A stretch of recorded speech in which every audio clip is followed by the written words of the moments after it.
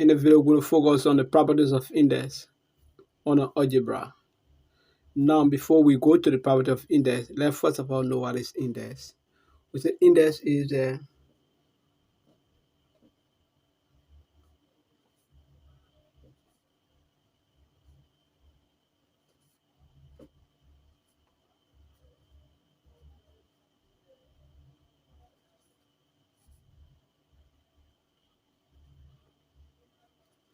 index is a simple way of writing numbers. For example, if you have a very large number, what the simple way of writing that number is by using index. And we told you that another name for index, for example, another name for index is what? Power. Another name for index is what? Exponent. Okay? So if a number raised to the power of some other number, that means that number has been raised to the power of another integer or to the exponent of another integer. So index is the simple way of writing a very huge or a very large number. For example, if you have a number like the 3 0 0 0 0 0 0 0 0 1 2 3 4 5 6 7 8. Okay, and there's no, if you category will be equal to unity 100,000 100,000 million is 300 million. Okay, now this number will here large quantity of our sheet, so by reducing the number we put in the index form. That is, this number will be equal to 3 times 10 to the 8th power. So the 8 is our index or exponent or power. And if we have b to the n power, this n is referred to as our index or our power or our exponent. Okay? And this b is the base.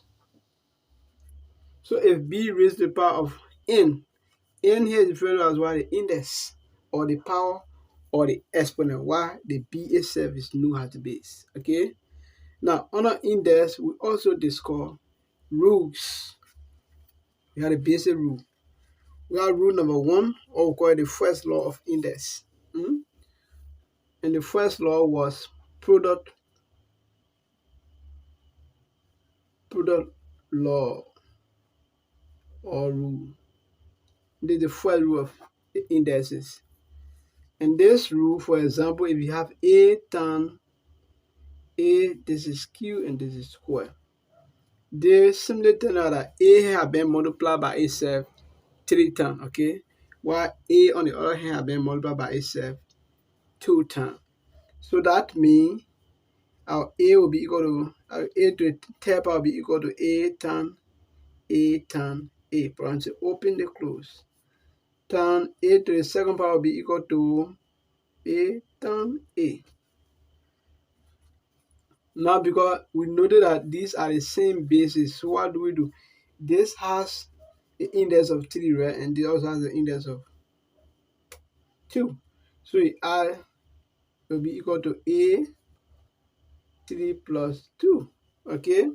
So this will be a to the 5 power. Or from here, you may simplify from here by saying a to the third power times a to the second power will be equal to a. Since the bases are the same, we maintain one base. You need to take one a, you add the power or you add the index or the exponent. So that will be 3 plus 2. And you add 3 plus 2, you get a to the 5th power. You come back to the same solution, okay? So this rule is called the product rule. Now, and we come to the second rule of the indices. And the second rule called the quotient rule. Quotient rule. For example, if we have something like a to the 5th power divided by a to the 3rd power, decimal equal a to the fifth power. If you notice that the bases are the same, you maintain one base because you are dividing, then you subtract because it's division, so subtract 3. So it ends up being a to the what? Second power. And this rule is called what? The equation rule. We also talk about the third rule, which is known as the power rule. There's really no the power rule. So on this, for example, if we have a to the third power raised to some power 2, this simply means a to the third power times 2. So this simply means a to the fifth power. Okay, I got 6 power.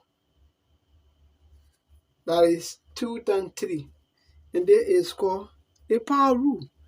So now we can go back to our property of indices.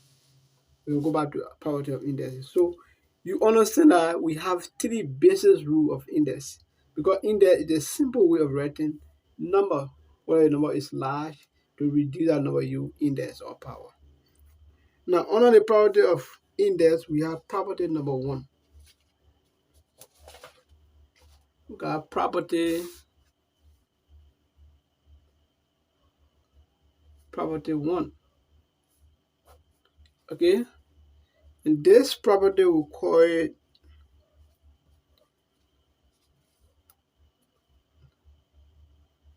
power of 0. Power of 0. That is, if a to the 0 power, it will be equal to 1. A to the 0 equal to 1. That means if any number or letter raised to the power of 1 is equal to 1, definitely. So if 100 to the power of 0 is equal to 1. 1000 to the power of 0 is equal to 1. 3000 to the power of 0 is equal to 1. Y to the power of 0 is equal to 1. AB to the power of 0 is equal to 1. So if any other number, any other letter raised to the power of some 0 is equal to 1. And that is property number 1, called power of 0. So for example, if we have 8 to the power of 0 is also equal to 1. Okay? It's also equal to 1. So let's go to rule number 2. Power of a product. Rule number 2, I got property 2. Call this property 2. On this is power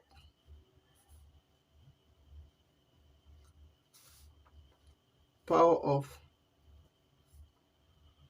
product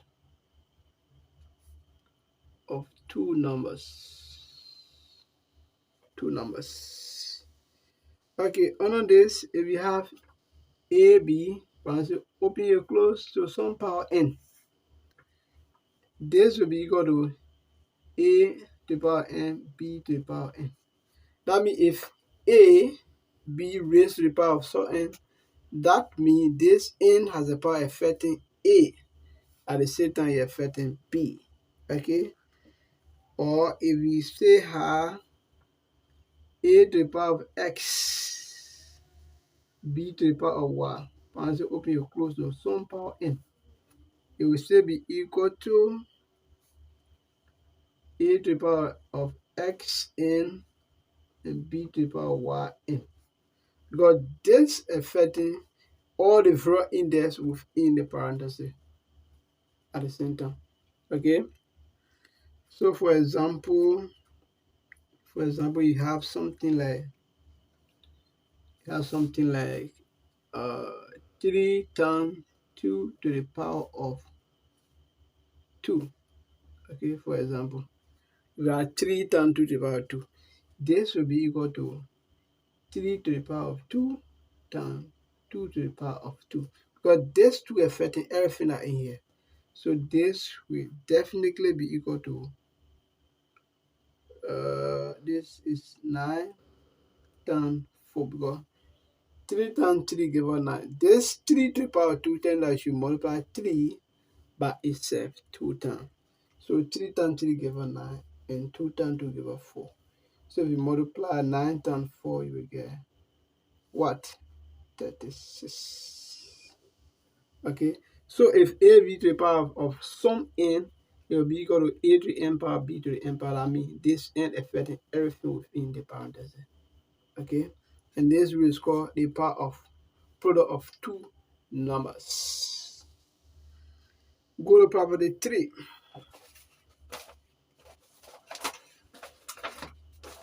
Property 3.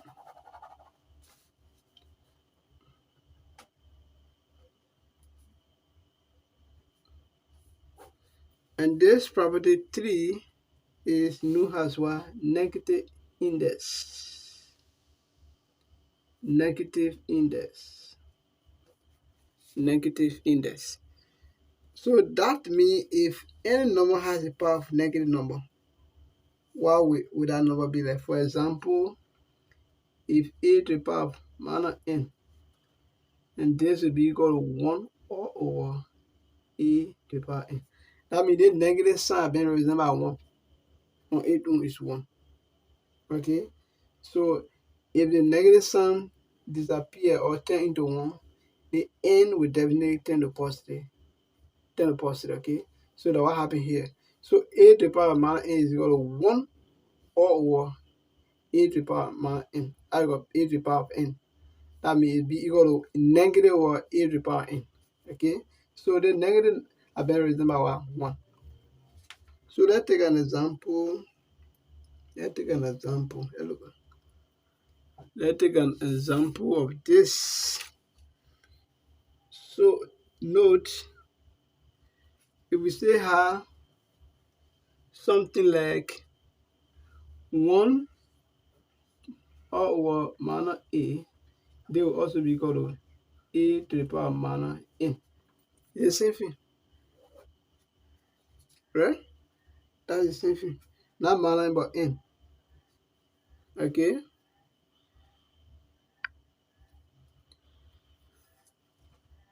So let's go to property 4. Property 4. So let's take an example. Example here, 2 to the power minus 1. If you go to 1 over 2. Okay? The negative is actually 10 to 1. Okay? This number has a whole, it has the index 1. But you cannot put a 1 there, it's invisible. But it's negative 10 to 1, okay? So let's come down to property 4. Come down to property 4. And this property is known as power of equation of two numbers. Power of a equation of two numbers. Okay, so if we have something like a over b, parenthesis open and close to the power of n, then will be equal to a to the n power b to the n power. Because the parenthesis affecting everything here, that means the n affecting a and the same affecting b. So the power represent the both number within the parenthesis. So for example, if we have something like,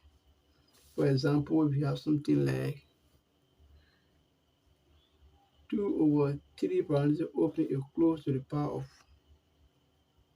2. They will definitely be equal to 2 to the power of 2 divided by 3 to the power of 2. Okay?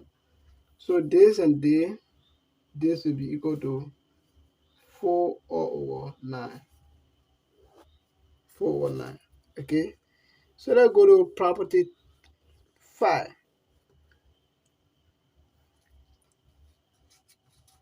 Let's go to property 5.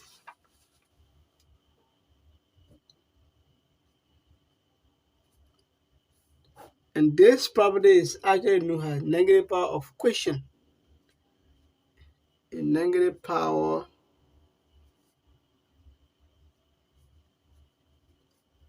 of quotient of two numbers. For example, if you have a over b to the power of minus n, and this will definitely be equal to b over a to the power n. So for the negative sign to disappear, that means you have to reciprocate the fraction.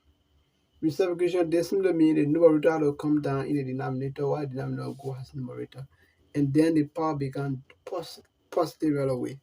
So let's take an example. In the case, let's take an example. If you have something like 2 over 3 close to the power minus 2. And this will definitely be equal to 3 over 2 to the power 2. And this will be equal to 3 square or over 2 square. Okay? And this will be equal to 9 over 4. You understand? Okay, let's go to property 6. Let's go to property 6. Property 6. And this property is called fractional index. Fractional index. Property 6 is fractional index. That means if a base have a fractional power, for example, if a to the power of 1 over 2, okay, this will definitely be equal to the root of what? A. That any number raised to the power of 1 over 2 is equal to the square root of that number. Any number that has the power of 1 over 2 is equal to the square root of that same number. Since a raised to the power of 1 over 2, that means it's equal to the square root of what? A. For example, let's take an example quickly. If you have 81 to the power of 1 over 2, this will be equal to the square root of what? 81. Alright? And the square of 81 is equal to what? 9. Because if you break the 81 down, if you go to the square root of 9 square, because 9 times 9 equals 81. But this square and the root are equal. So the root cancel the square will left with 9. So the square root of 81 is equal to what? 9. Okay?